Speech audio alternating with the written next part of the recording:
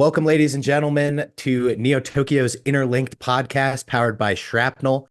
Brace yourself for impact, crypto gamers. I am reporting from the Sacrifice Zone.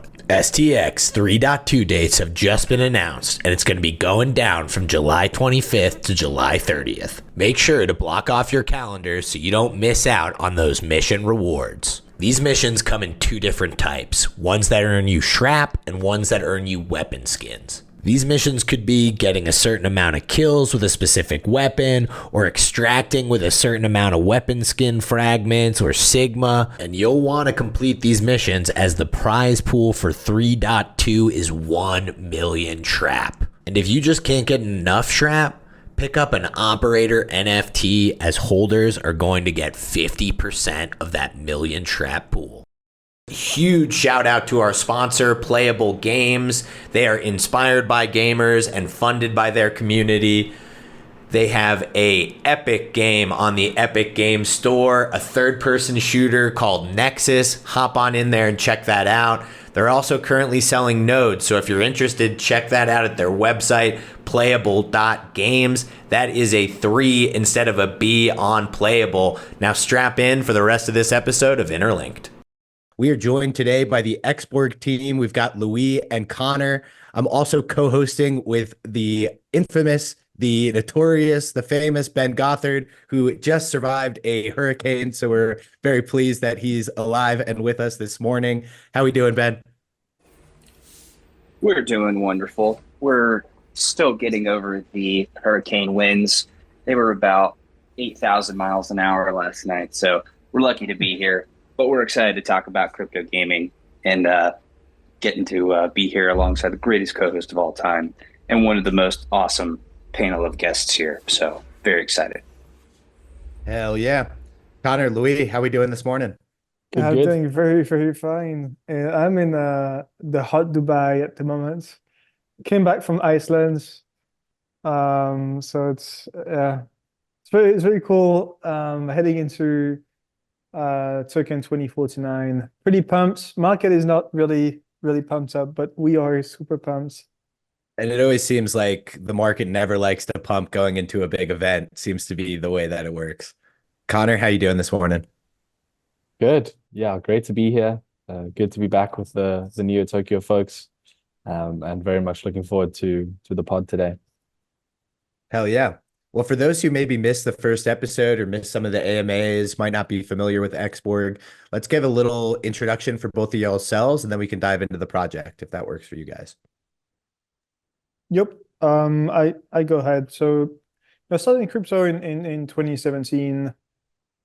Just I think like most people, price went up, and I think I was 19 at the time, or 19, 20 at the time. Got really interested in the prices going up, and then the tech eventually. So was pretty active in the early days of DeFi. Besides that, I was had a job in corporate finance at Credit Suisse and Rothschilds, and I've always been gaming on the side. So the TLDR is got really interested into crypto, and the promise of crypto, and was really wondering how can we get to mass adoption and essentially widespread crypto tech to billions of people. And the easiest answer I found was building at the intersection of one of the largest industry, which is gaming. And yeah, so big crypto fan, big gaming fan, and I passed it over to Connor, who's also a big gaming fan. Yeah, and Louis forgot to mention he is the CEO and founder actually of Xborg. I think it's a pretty important part there. Head of growth and marketing at Xborg. Also got into crypto in 2017, and the green charts were very attractive. I worked in the fintech industry quite a bit. I was a previous startup founder there, and also had a crypto startup before Xborg. I dabbled a bit into the crypto gaming sphere in, I think it was 2021, when Axie Infinity was doing quite well. started a Pegaxi guild, which did pretty well, only for a little bit of time before you know how that went. And then have always been big into esports, played competitively in Rocket League and Call of Duty.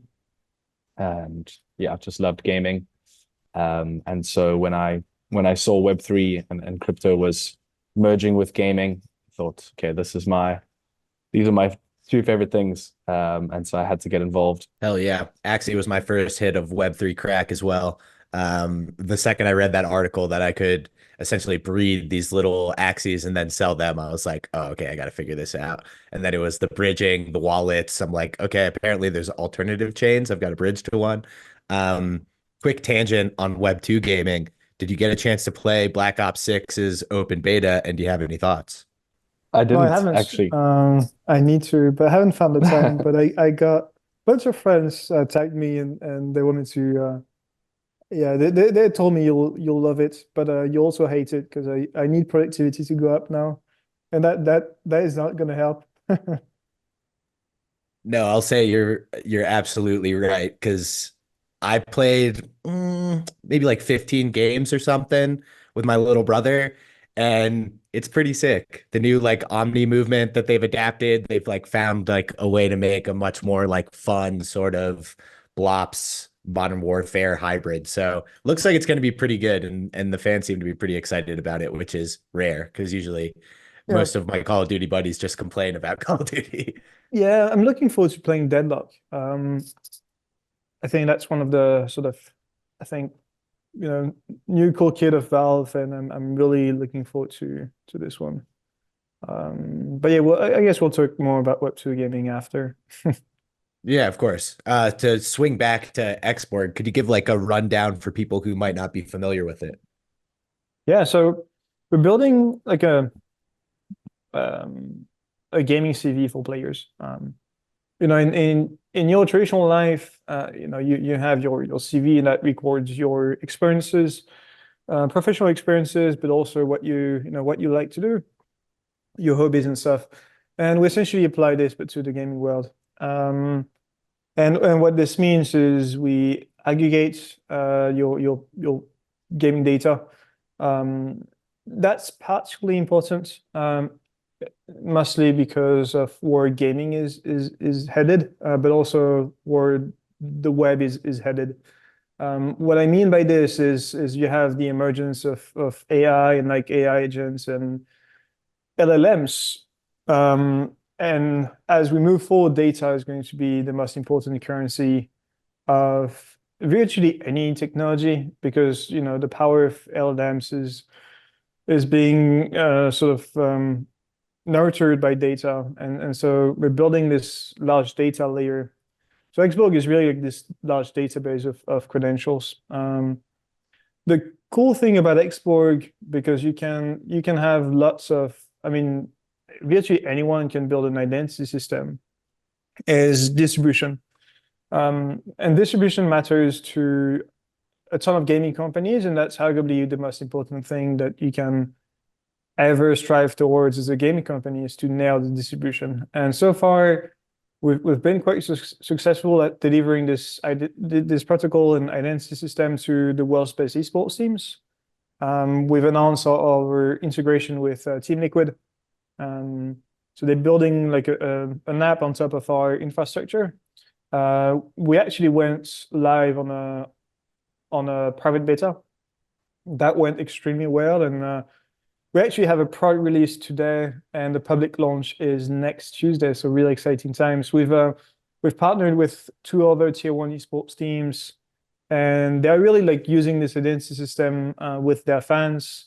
And that drives a ton of traffic to the protocol. So TLDR about Xborg is this CV that you build, and then applications that use this CV to deliver a much better online experience for you.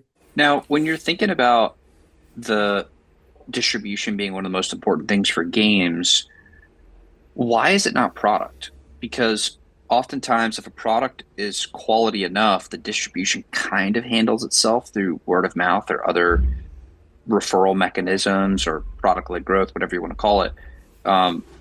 Maybe you can kind of touch on that of like the importance of product quality versus distribution. You need to have both. One's more important than the other. Maybe just kind of linger on that for a bit.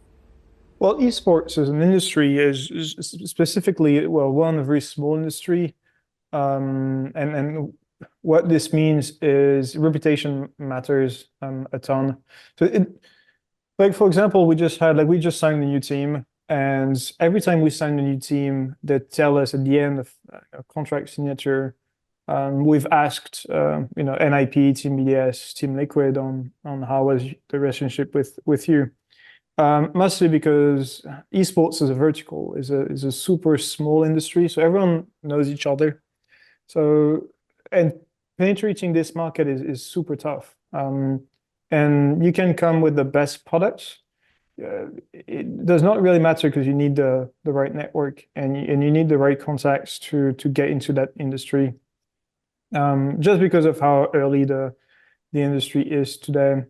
But I would say the technology that you build in the gaming worlds, and that can be applied to the web, most of it can be replicated. In our case, like if you take 10 engineers and they work their ass off for 1 or 2 years, they can replicate our tech, but distribution is not something you can copy so much, specifically in esports. And here I'm talking about like an infrastructure layer, less so about games, but games have even larger issue with distribution, where for them distribution is 10x more important than the product or the game itself. It's not really about what you build, but it's how you distribute it. But esports is a very specific industry I found, and I'm very fortunate to have one of the best business developer in the whole industry, who's really helped us going from 0 to 1 there. Connor, did you want to weigh in on that as well? No, I think Louis covered that pretty well. On the app side, I know you guys mentioned sort of the applications that the CV will support. Can you dive into some of those apps and walk sort of the audience through what they'd be interfacing with directly? Yeah. So the first application that we've built is the fan app, and that's exactly what we distribute to the esports teams. That was, let's say, the lowest hanging fruit for us, where we saw a ton of tractions really fast. And what this app, well, the app acts as a way in which you ingest data into your identity system, but also in which you receive perks. So the way the way it sort of works is and we're pretty accustomed to that kind of application, where you're playing games, will apply to like the game's APIs, like Epic Games, Riot, Steam, etc. And then you can get some rewards and perks via this. Cool thing about this is we ingest not only game data but also social data. So what this means is we know how good of a fan you are to a specific team, or like what's your profile? Are you more passive or active within a team? Do you contribute or not within the team? And that's been really our focus technically. Like this vertical has been our key focus for the whole year. We also have like a launchpad where, depending on your identity, you can access specific deals. So what this means is, today when you raise capital as a game, you don't really have access to what I would call here smart money, which is not only getting money but also getting people that use your product. And the level of granularity you can get via our system is super super in depth. But for example, you can say, let's say I'm raising a seed round, and I want to give potentially preferential terms to that seed round to specific player demographics. And you could say, I want to give them to the top 10% supporters of Team Liquid who also happen to be FPS fans, because I'm building an FPS game myself. So that's like one of the use case that we've built. Some of the use case that we're working towards, one is this communication system where as a brand. So for example, we're talking to the likes of KitKat or Razer. They are using TikTok ads and Facebook ads, Instagram, etc., to target an audience. And the value usually flows to intermediaries like Facebook, etc. What we are offering here is this global notification system, or Razer and KitKat can target specific player types and send messages and promotions to specific players. And that's pretty cool because that means the money, because they still pay, the money goes to the players directly. And so that's one way in which you earn from your online experiences, and you can literally just opt in the protocol and say, yeah, I want to, I'm happy to get promotions if that's that type of brand or that type of brand, and I get paid. And the last thing that I find super interesting is AI agents. The way it's going, because that's really the big trend at the moment, is gaming is going to be hyper customized. It's going to be customizable because of the barriers to entry to building a game is going to be so much lower. So people are going to look forward to much more personalized experiences. So the point is, how do you actually customize an experience if you don't know the background of a specific player? And that's exactly where we come in, as we hope to become the largest identity provider, so that if a game wants to provide a customized experience to their players, then they can just tap into our protocol and get it there. So yeah. Excuse me, I'm muted. If we could touch upon the data collection piece, like how are you guys collecting that data? Is it API based? Is it sort of like survey based? If you could go into the details there. Yeah, gaming data is today purely based off of APIs. So either APIs of us targeting APIs, or like gaming data being sent through directly to us. Now we're working on essentially an app that gets launched side by side with your launcher, so that we capture real-time data. Today, in terms of games, we are, I would say, somewhat limited to the constraints of APIs. So we have a League, Valorant, Dota, CS. But if we really want to go the extra mile, we have to build this, and that's something we're building at the moment. So technically, how it works is you will open this Xborg app, and that will get your data in real time if you play from any launcher. That's something that, for example, you have companies like Overworld that do this, so you can get some extensions and that get your data. And that's what we do as far as gaming data. Social data, because I feel it's an area that's often overlooked, and that's, I think, one of our edge, is we can tell you how good of a fan you are.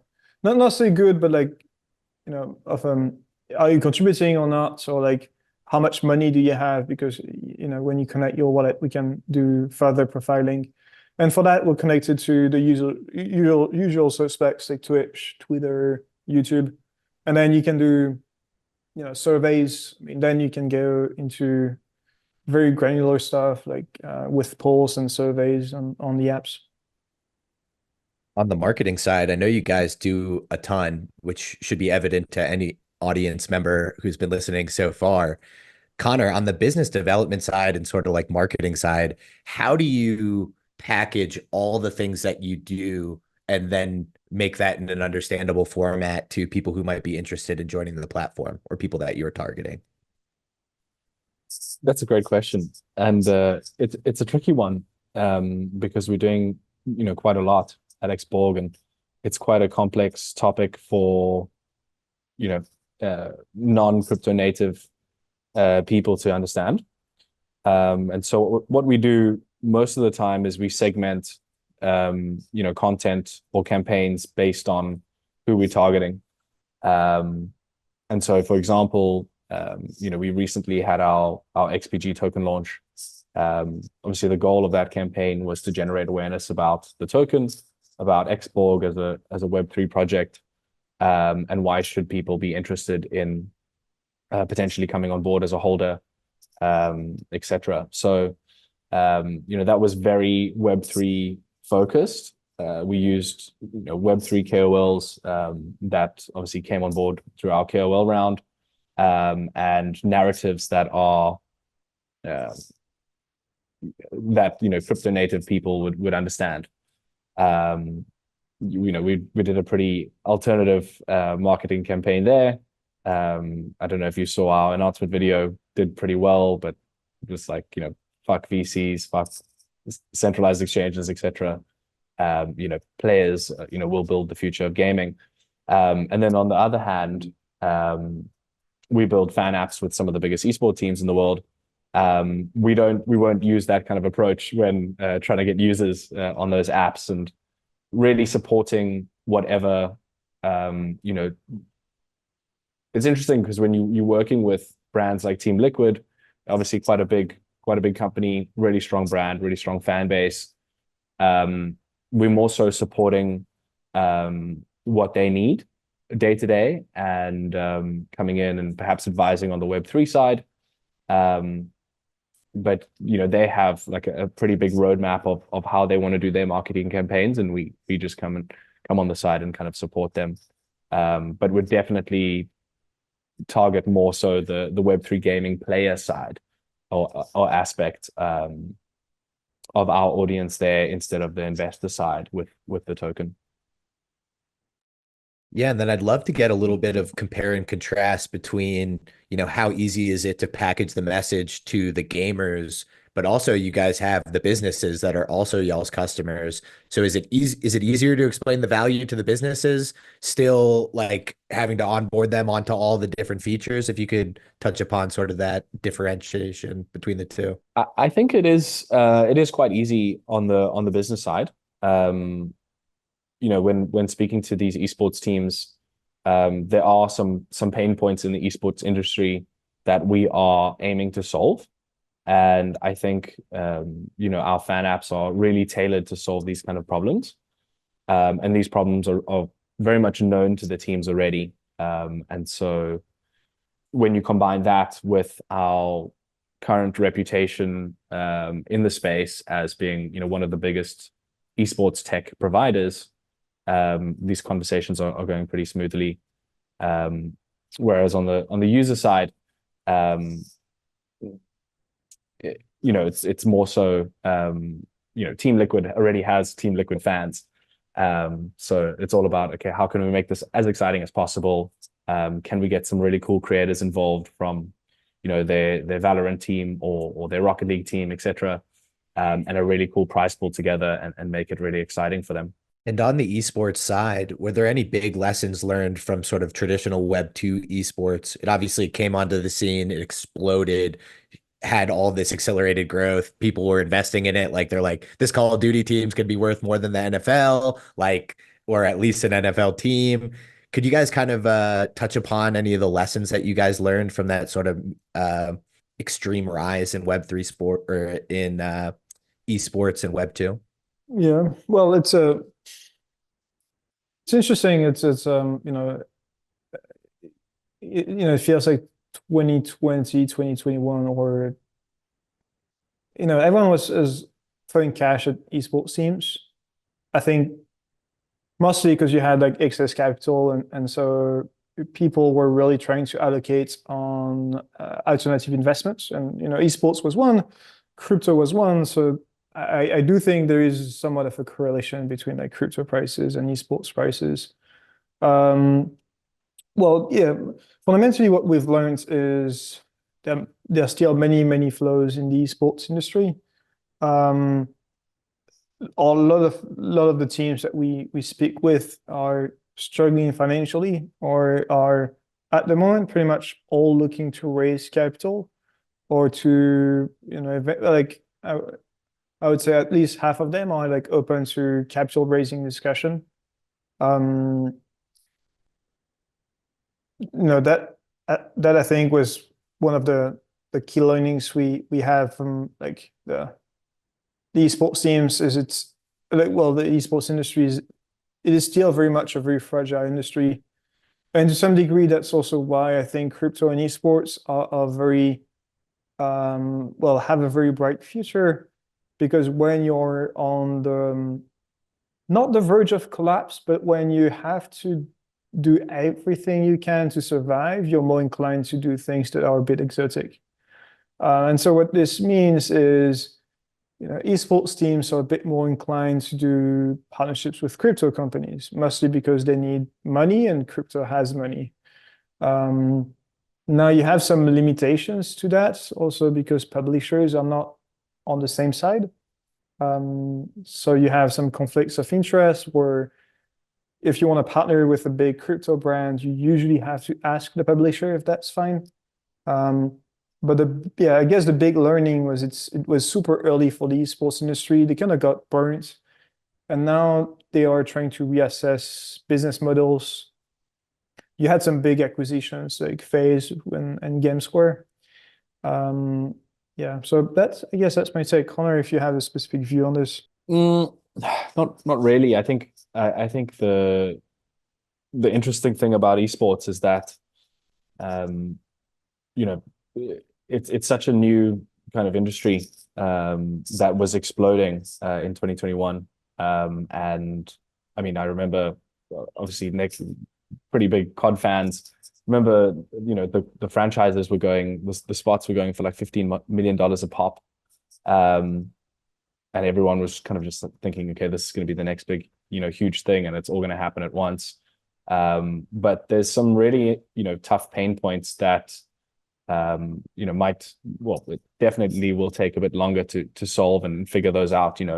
Just things like your fans not being tied to a specific city and they're all online, and how can teams monetize effectively? And I think these esports teams are really looking to find new ways to tackle these problems, and thankfully we came in at the right time and are holding are trying to kind of solve these problems together with them. Plus, there's just something fun about being in the space that's exploding with growth. Web3, esports being one. And then another funny one that I draw a lot of parallels from is I invest in the National Pickleball League. And that was another one that sort of like came in, exploded in growth. And now people are trying to figure out, okay, how do you make a new league? The regional versus the online fans. So there's a lot of interesting parallels. And to go back to your point, Louis, they all sort of float on what I think at the end of the day is just global liquidity. The more dollars that are flowing into the system, they flow into these exciting sort of like narratives, and you see, the whole system growing, and then where there's these explosion points, they really, really look like a crypto chart as far as adoption and sort of investment. Yeah, it's a risky thing. It's just like, well, it's the same with startups, right? If you raise money too fast, like you'll get burnt, and industry like the esports industry got to that point where you have talents that get paid millions, like hundreds of thousands, and it's just not healthy when on the other side, sponsors are not willing to give that much money, and we see it similarly in crypto, like the type of, because we're very much at the center of like the deals. We funded a lot of deals between esports and blockchains. And we saw what happened in 2021. Well, Xborg did not exist at the time, but we obviously learned from this. And the deals were order of magnitude bigger. Like the amount of money that was going on esports from Web3 protocols and companies was insane. And now, companies are super hesitant. And they're looking for solutions like ours to like have clear KPIs on, okay, what's going to be my actual ROI on the investment. You probably saw Polkadot and Heroic. That was like, I think the latest esports deal in Web3. And but really, I think the topic of esports and Web3 is often very overlooked, underlooked, and and I think like path to mass adoption gaming is going to be adopted via like esports. I think we'll have some of the biggest esports leagues in the Web3 space, mostly because I think mindset is very different as an esports fan. You know, we haven't had so much FUD from esports fans. You know, when you had I don't recall the name, but like that was in the bear market. You had this creator league. I'm not sure. I can't recall the name of but it was like a platform you could, you know, you could access. I think it was like 4 or 5. I think you had Mr. Beast on there, and they were building on top of Near, and they got ton of FUD, mostly because it was casual players. But the vibes in esports are super different. The fans do understand the industry is struggling, so they understand they need to innovate as an industry in order to, you know, get out of the mud. Ben, any last points on the Web3 topic before we jump to the next one? I know this is one that you're particularly passionate about. Yeah, I actually think for me, esports is kind of one of those like guilty pleasures, you know? Like it's just so much fun, and I think everybody gets really hyped about it, but it's still something that has yet to be fully the code has yet to be fully cracked, I think, from a sustainable business model side. So I'm just very excited about what you guys are doing to maybe help pave the way for people to see like what it could look like and what it should look like. And I kind of have this vision in my head when it comes to like esports and Web3 of, let's say you have like a tournament and it's a MOBA or a shooter or something, or like a PvP thing. And you have like millions of people watching, and you have top esports players who have millions and millions of fans that tune into them stream regularly. And in the final minutes of the final game in the final series of the tournament, for like millions of dollars at stake, somebody has like the special sword that they use, and they made an epic play and kill, or somebody had the special sniper and they, you know, 360 no scope headshot sort of thing. But a moment like that could be captured in the form of an NFT, or the weapon that was used in that moment could capture that particular moment as like one of the moments of its history. You know, it's kind of like reminiscent of in The Hobbit when they used to name, or when they named the swords like Sting or the Biter or whatever it was. It was named that for a reason, for the deeds that it did in battle. And so I think NFTs could almost track the history of its usage. And so then that particular item has something special to it because it was a part of esports history forever, and that could be tracked really easily using all these different technologies mixed with identity, mixed with blockchain.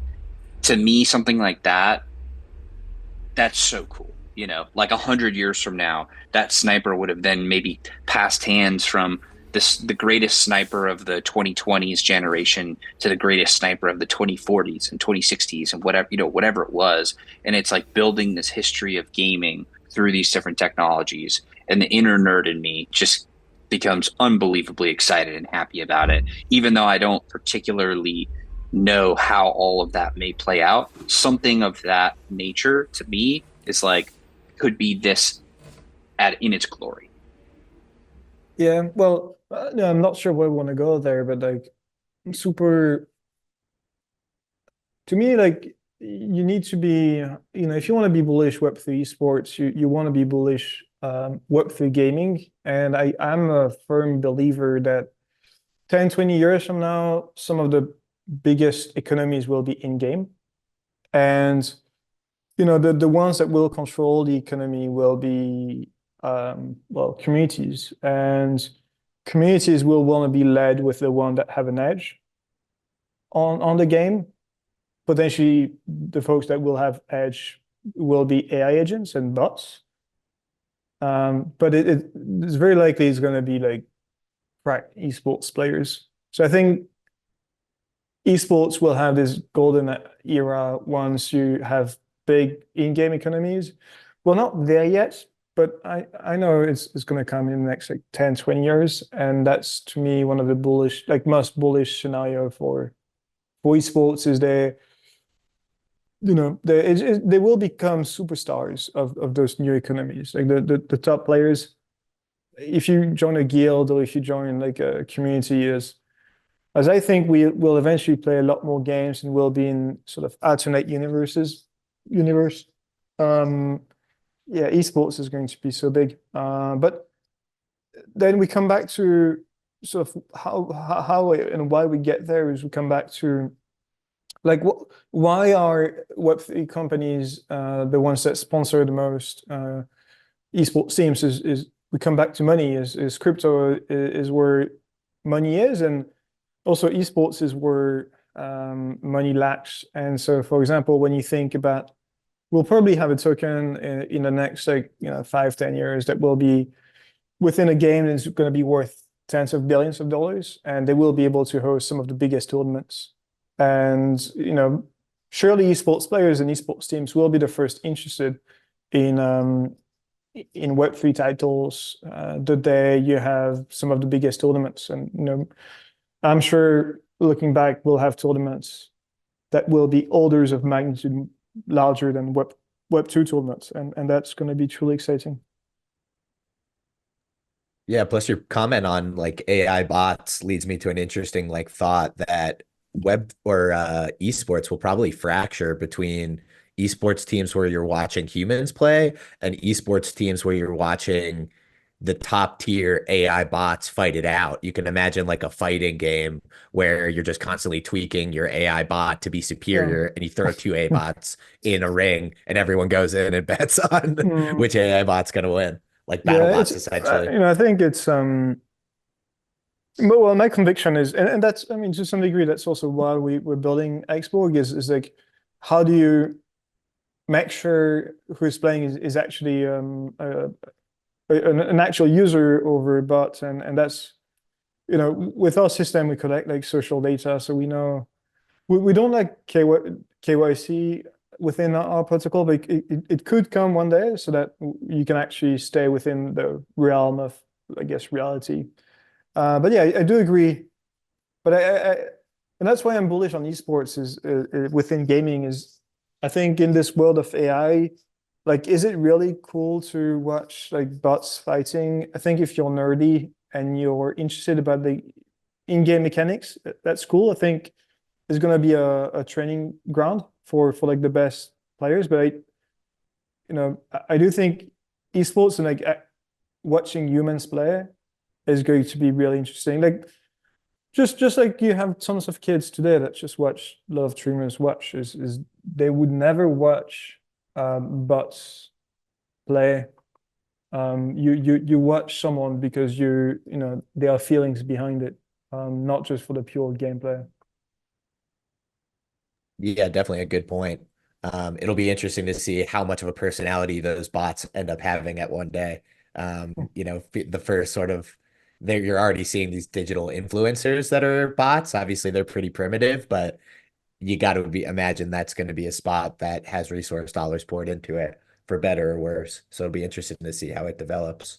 Um, I wanted to swing to a different topic, being Xborg's investment part of the platform. Could you give an overview onto that and sort of what the thesis is, sort of driving that particular platform or piece of the platform? Yeah, on the launchpad, we really focused on that launchpad during the bear markets. I would say, we were less active October to now. We might become more active as we don't really want to do deals when the markets are super hot. Goal is that we create games that our players like. Xborg initially in 2022 started off really in the esports fields. We still have to this day like the most competitive players in the space. And what we've always said is we are happy to back a team or game if the game is cool. That's been our thesis. We don't look at game economies so much. for us, it just needs to be fun. Because if a game is not fun, doesn't matter how the economy is, like you'll never get some mass adoption. So that's been our thesis. We invest super early. Usually we get onto those KOL rounds because when we invest, we usually integrate the game on our platform. We're happy to also distribute the game and broker licensing deals between the game and esports teams that we build with.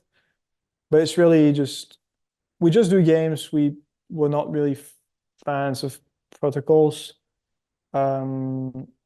And yeah, but I have to say it's been pretty tough. Like anyone that invests into Web3 gaming's been pretty burnt.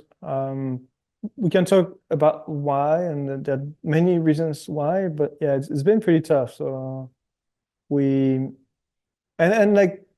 we haven't seen like amazing games. Like the deal flow has just been not so good recently.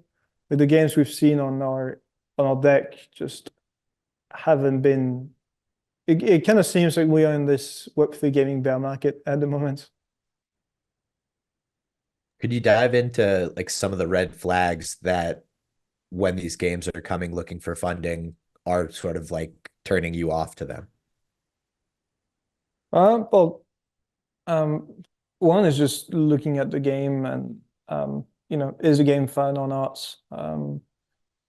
I think one thing is also the intentions of the founders. A lot of game devs, they come into Web3 because they don't like you have to understand the true intention of that person. Is it to make money or is it to like build a superior gaming economy? And most people that came into the space, like from the 2021 cycle, they were just Web2 devs. They had no clue about Web3. They got back because they had a great Web2 CV, but they actually had no clue and they did not care about like the Web3. So I think doing the DD at a founder level is really important, like to know who you're talking with. And what we see in the market is when someone is really into Web2 and they don't understand the meta in Web3, they don't understand the trenches really. Any mints that they do or any token launches that they do is really not going to perform. And I'm saying the game matters, but like purely from an investor POV, project quality is pretty reflective. So if you have the best game, but the token price just nukes, you from the eyes of most people, you'll be a failure. So red flag is just bad gameplay, but most important red flag to me is like founders, and I would say the other one is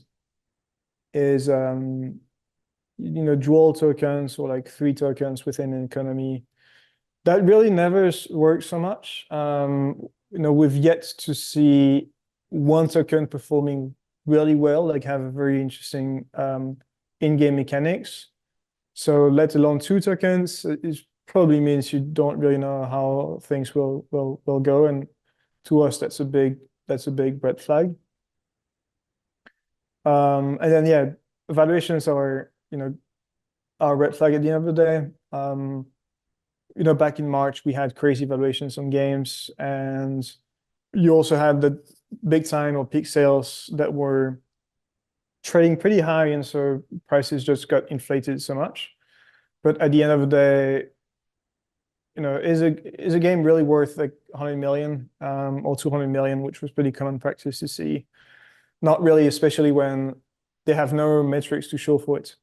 And I would say the last thing is looking at the metrics and understanding how organic the metrics are. Most founders, they tend to be short-sighted. And what this means is if they want to launch on a tier 1 exchange, they will get the requirements and essentially work backwards. So if they know, okay, I need 100K monthly active users, they will do a ton of very short-sighted things like play to earn campaigns. And at the end of the day, there's no true retention. But that's a much bigger issue. So if you hear too much about play to airdrop campaigns or like questing systems, that usually means your game is not good enough to get organic traction. Do you think that there's like in the long run, the market's supposed to be a weighing machine and the short run a voting machine. And I think we're kind of seeing that play out a lot, especially with that sometimes a delta between a good product and a successful fundraise. Where do you see that, or how do you see those things kind of converging? Is that just a time thing where people will figure out the really great products over time, or do you kind of see there being like some, not a black swan event, but just some detrimental bad products or investors putting money into bad products get wrecked, sort of reckoning coming? How do you kind of see that getting resolved? It just needs to play out and see when the tide comes up who's been swimming naked, sort of thing? Yeah, well, we have to remind ourselves that 9 out of 10 startups fail, and then crypto will be no exception. I think crypto is arguably much tougher. The reason why you haven't seen so much churn is because valuations were inflated, and so teams could extend their runway by selling tokens. What we are seeing in the market at the moment is it's not possible anymore. Like you have tons of games that got released in like Q4 last year, Q1 this year, and that token's just been down on the liquidity. So I think what you see here is it's a very, very tough environment for game builders. What this means is most of them will have no runway within the next year or two, because if they counted on token sales now, it's pretty much dead. And now it comes back to utility, and utility can only for a game kick in when you have player base, and so you come back to that number one thing is it really, like, if you're trying to be rational, it makes no sense to have a game that has no player being valued at 50 million. So I think what we're seeing now is just come back to fundamentals. But I mean, the truth is, even if you have good fundamentals for like day 1, day 7, day 30 for the first year, you can still be dead in the next like 2-3 years. So the way I see that converge is really come back to fundamentals, have much lower valuations, have different tokenomics also, because I was reflecting on this the other day and wanted to write an article about this, but the way tokenomics are designed today for a game make no sense. Like why don't most of the tokens get minted by players directly, and like build something very stealth? Whereas today you still see those low float, high FDV. But coming back to fundamentals is going to be key. Now, because crypto is very short-sighted, fundamentals are most of them pretty gamed. So developers have this tendency of inflating a ton of numbers. But the truth is, within the next year or two, whichever game that's still out there either has traction or has good enough backing so they can sell tokens and extend their runway. But the reality is like the games like Illuvium, for example, within the next 2-3 years, if they don't have traction, they won't be around. The only reason they got around is because they're still around is because they have a ton of investors. But naturally, I think people come to realize that, no players, no reason to exist, really. I mean, you're a game. That's all you're supposed to do. And on the other side of the coin, as we're approaching the top side of the hour, maybe we share some of the bright spots that give us optimism going forward. So we don't, on a down week, we don't leave Web3 in complete shambles going into Singapore. I'll kick off. I played Nine Heroes' open beta yesterday and was impressed. Like, gameplay was very smooth. It's like the little things where they shouldn't even be hurdles, but they are in Web3, where the match play works, the custom game works. You can hop in lobbies with your friends. The gameplay was smooth, a couple different like match types. So that was one thing that I was like, okay, this feels like a game. Anything else that jumps out to you guys that gives you hope for the Web3 gaming space? I mean, I'm very bullish on on like bootstrap teams. I think Treeverse is one. I had a look at the demo, and I think that's the right mindset to build. You start very stealth, bootstrapped, and you work your way up. And I'm hyper bullish Web3 gaming, mostly because in periods of downtime, only the the ones that were here for the true values of Web3 actually stay around and build. So it's this sort of cycle where I forget the sentence, but it's like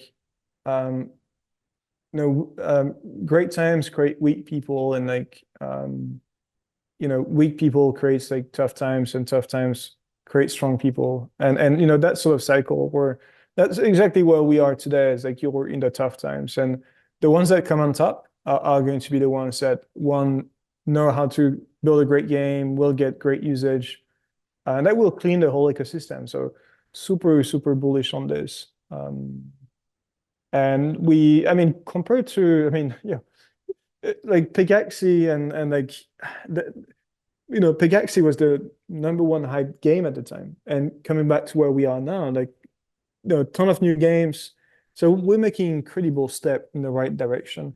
Tokens aside, like the quality of builds we've seen is, now you have off the grid in PS5. Like it's sort of our ETF moment for crypto gaming. So tons of reasons to be hyper excited about it. Nick, did you get to try off the grid when I think it's still in its like you need like an access code or something to play at the moment? I haven't gotten a chance to play yet. Have you? No, I applied, but I didn't get it. I need to get a contact there actually. Same here. I'm dying to play it because I think getting on, the PlayStation Store and the Xbox Store is huge. But the real big moment is going to come when the like free-to-play public release happens. And then, as a free-to-play battle royale, it's a battle royale, right? Yeah, I think so.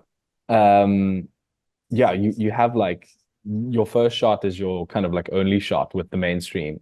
People will see this is the new kind of game on the store. Let's try it out, and I hope they can nail that the first time.